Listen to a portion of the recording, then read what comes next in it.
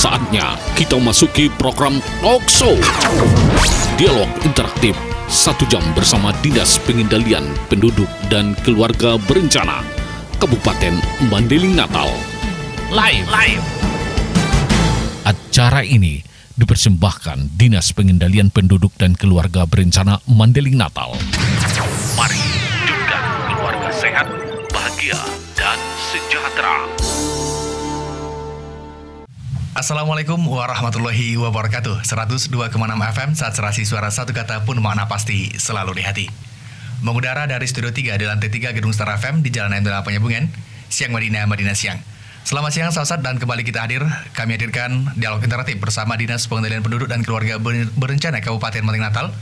Yang kali ini kita akan fokus membahas stunting, yang merupakan salah satu prioritas dari pemerintah pusat untuk menekan angka stunting di seluruh Indonesia, tak terkecuali di Kabupaten Mandailing Natal. Di studio telah hadir Kepala Dinas Pengendalian Penduduk dan Keluarga Berencana Kabupaten Mandailing Natal. Kita sapa. Assalamualaikum, Pak. Waalaikumsalam warahmatullahi wabarakatuh. Sehat, Pak? Sehat, alhamdulillah. Nah, ini Pak, apa sebenarnya stunting ini dan kenapa penting kita sosialisasi kepada masyarakat?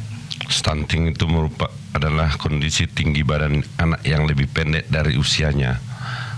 Akibat masalah gizi kronis yang terjadi sejak bayi berada dalam kandungan dan pada masa awal setelah anak lahir sampai usia 2 tahun. Balita pendek itu sendiri adalah stunting, yang ditandai dengan kondisi fisik panjang badan atau tinggi badan anak lebih pendek dari anak normal seusianya. Ya, itu dia sahabat yang dimaksud dengan stunting. Dan seperti apa stunting ini, apa program pemerintah Kabupaten Mandailing Natal, dan apa saja upaya yang dilakukan untuk melakukan pencegahan, kita akan berdialog lebih lanjut dengan tim dari Dinas Pengendalian Penduduk Kabupaten Mandailing Natal. Tetap bersama kami di Dialog Interaktif bersama Dinas Pengendalian Penduduk dan Keluarga Berencana Kabupaten Mandailing Natal. Assalamualaikum warahmatullahi ta'ala wabarakatuh. Pandemi COVID-19 masih terus menghantui kehidupan masyarakat global, termasuk Indonesia dan tidak terkecuali Kabupaten Mandailing Natal. Berbagai upaya telah dilakukan pemerintah, namun menekan penyebaran virus yang telah menelan ratusan ribu korban jiwa ini, semua upaya termasuk tidak akan berhasil tanpa dukungan semua pihak termasuk masyarakat. Saya Muhammad Yasir Nasution, Kepala Pelaksana Badan Penanggulangan Bencana Daerah Kabupaten Mandailing Natal,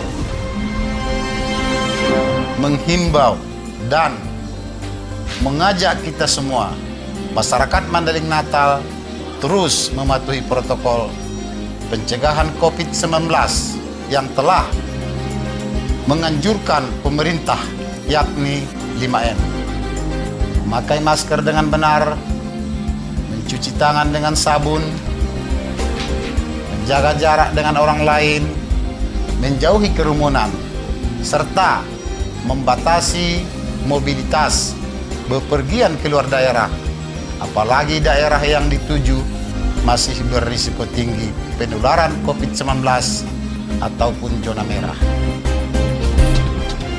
Bersama kita bisa melewati pandemi ini demi kehidupan yang lebih baik di masa yang akan datang.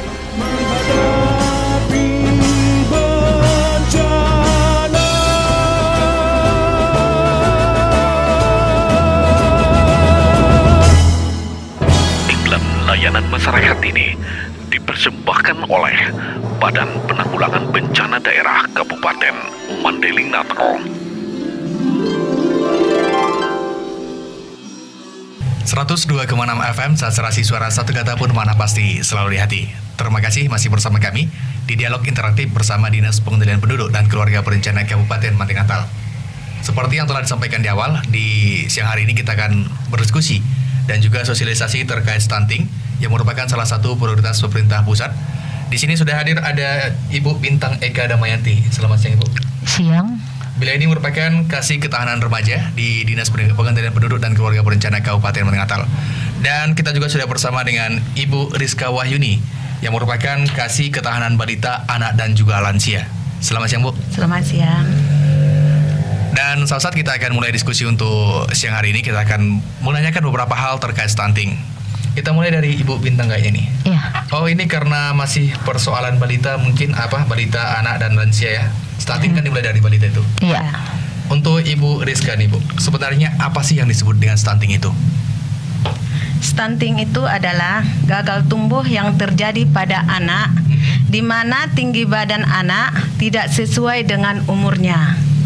Tidak sesuai dengan umurnya. Berarti Lebih artinya, pendek dari teman seusianya. Berarti sebenarnya stunting ini bukan karena faktor gen Bu ya? Bukan. Bukan ya. Bukan. Makanya ada ukuran tertentu untuk anak yang lahir. Iya. Begitu.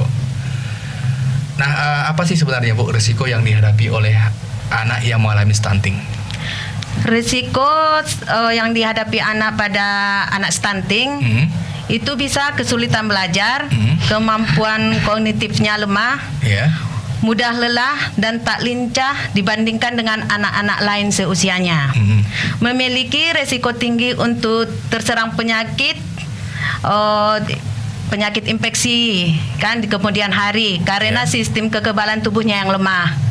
Dan juga memiliki resiko lebih tinggi untuk mengalami berbagai penyakit kronis seperti diabetes, penyakit jantung, kanker dan lainnya di usia dewasa nantinya.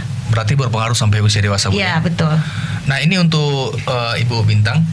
Ini kan stunting ini merupakan salah satu prioritas yang menjadi prioritas pemerintah pusat untuk menanganinya. Iya. Nah, sebenarnya apa sih yang menyebabkan terjadinya stunting pada anak-anak? Itu penyebabnya bisa disebabkan oleh pengetahuan ibu yang kurang memadai sejak janin di dalam kandungan. Dimana kan janin dalam kandungan itu membutuhkan asupan gizi. Jadi mulai janin dalam kandungan sampai janin atau anak nanti berumur sampai 2 tahun. Itu dia.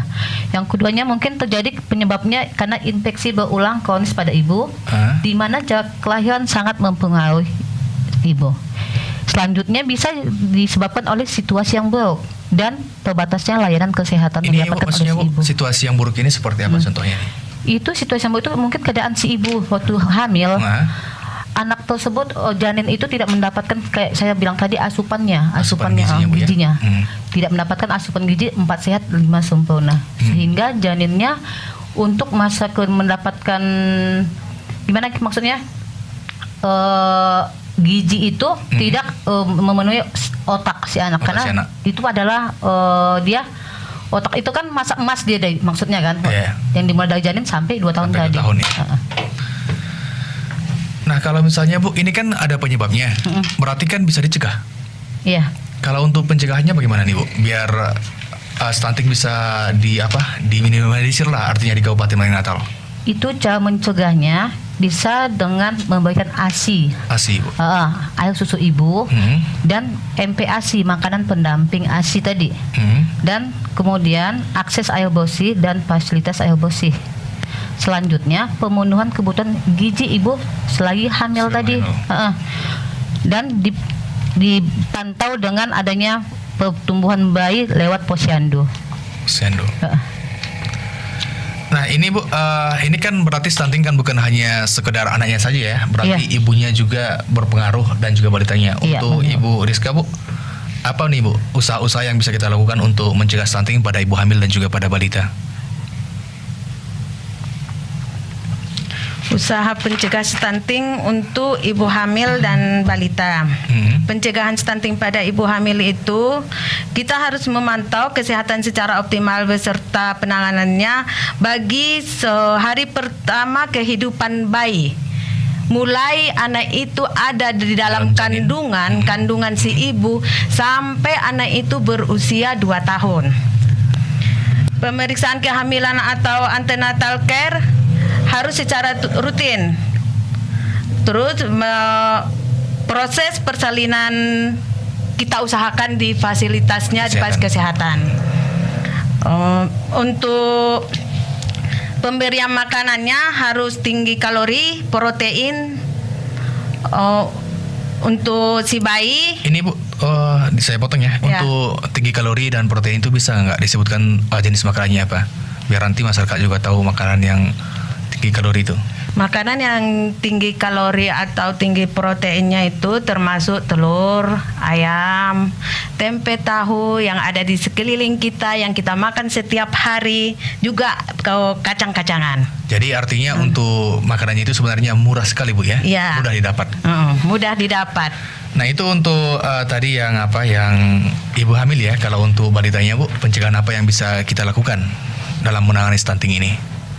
Pencegahan stunting pada balita, kita harus rutin memantau pertumbuhan perkembangan balita, memberikan makanan tambahan untuk balita, juga melakukan stimulasi dini perkembangan ada atau itu rangsangan untuk anak. Rangsangan untuk anak. Memberikan pelayanan dan perawatan kesehatan yang optimal untuk anak. Dari itu, Bu, dari yang disampaikan kan berarti ada yang menjadi target ya kan untuk penanganan stunting ini. Siapa saja nih, Bu, yang dijadikan target untuk penanganan stunting? Itu kalau target sasaran untuk penurunan stunting itu sebaiknya dilakukan dari mulai anak remaja. Mulai anak remaja, ya? Karena anak remaja ini kan bakal menjadi calon ibu, iya, ya betul. kan? Dan kemudian ibu hamil, dan selanjutnya itu adalah baduta, anak di bawah usia 2 tahun. Berarti untuk remajanya ini berarti diberikan sosialisasi atau pengetahuan terkait stunting. Iya, benar sekali. Kalau untuk yang bawah 2 tahunnya? Anak di bawah 2 tahun itu seperti tadi dibawa ke posyandu, ya. Pemantauan tumbuh kembang anak dengan kartu tumbuh kembang anak KKA tadi. Oke, saat itu dia sekilas terkait stunting, bagaimana pencegahannya, apa penyebabnya juga, dan juga siapa yang menjadi sasarannya. Selepas jeda kita akan kembali bersama untuk meninjau lebih jauh seperti apa stunting dan bagaimana presentasinya di Kabupaten Mandailing Natal dan upaya apa yang telah dilakukan oleh Dinas Pemberdayaan Penduduk dan juga Keluarga Berencana. Tetap bersama kami di Dialog Interaktif di siang ini.